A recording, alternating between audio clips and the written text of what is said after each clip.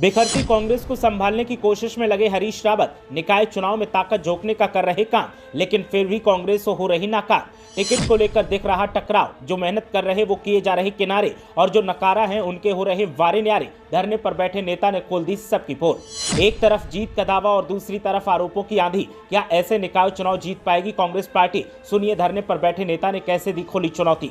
पूर्व सीएम हरीश रावत का दावा है कि निकाय चुनाव में कांग्रेस पार्टी बीजेपी की नैया जरूर डुबाएगी, लेकिन सवाल इस बात का है कि क्या कांग्रेस ऐसा करने में सक्षम है, क्योंकि टिकट के बंटवारे को लेकर सिर्फ फुटबॉल का दौर दिखाई दे रहा है। कांग्रेस पार्टी के ही नेता ने दफ्तर के सामने धरना देना शुरू कर दिया और दावा कर दिया है कि हम काम कर रहे हैं, बढ़ चढ़कर हर काम में हिस्सा ले रहे हैं। पुतला फूंके, झोला उठाए, प्रदर्शन करें और पुलिस की लाठियां खाएं और टिकट किसी और के नाम का कट जाए। जरा सुनिए आप भी क्या कहा।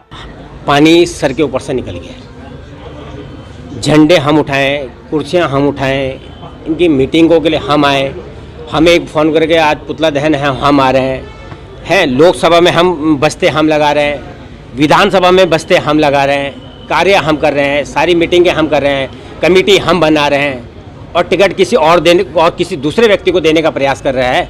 तो इससे बड़ा दुर्भाग्य हमारे लिए कुछ नहीं है। आज मजबूरन हमें आज यहाँ मैं इसलिए अपना टिकट मानने के लिए इस तरह प्रदर्शन करना पड़ा। हमें बहुत दुख है कि आज कांग्रेस पार्टी हमारी भावनाओं का सम्मान नहीं कर रही है।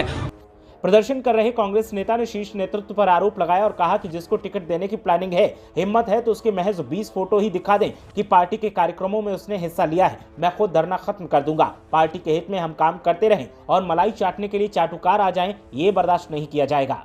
और इतना कार्य करने के बाद हम क्या झंडे और बैनर और या कुर्सियाँ उठाने के लिए रह गए?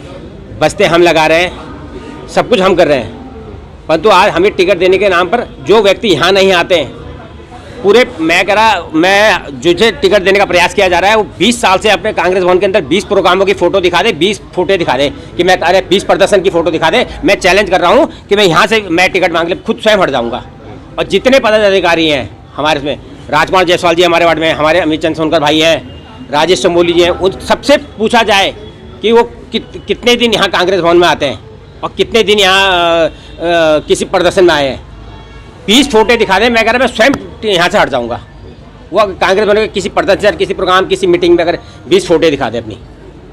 एक तरफ एक नेता ने मोर्चा खोल दिया है और दूसरी तरफ हरीश रावत का दावा है कि बेरोजगारी और बेकारी के नाम पर हम चुनाव लड़ेंगे और जीतेंगे भी। बीजेपी का इस बार बेड़ा पार होना मुश्किल है, लेकिन सवाल इस बात का है कि अपने ही कार्यकर्ता जब हाथ में नहीं है और अपने ही नेता जब पार्टी के खिलाफ मोर्चा खोलकर बैठे हैं, तो फिर भला कैसे हरीश रावत का ये दावा सच साबित हो पाएगा। हालात चाहे बीजेपी के हों या फिर कांग्रेस पार्टी के, दोनों ही दलों की चिंताजनक है। तो सवाल यह है कि आखिर कौन जनता का पालनहार बनेगा। ब्यूरो रिपोर्ट, देवभूमि अपडेट।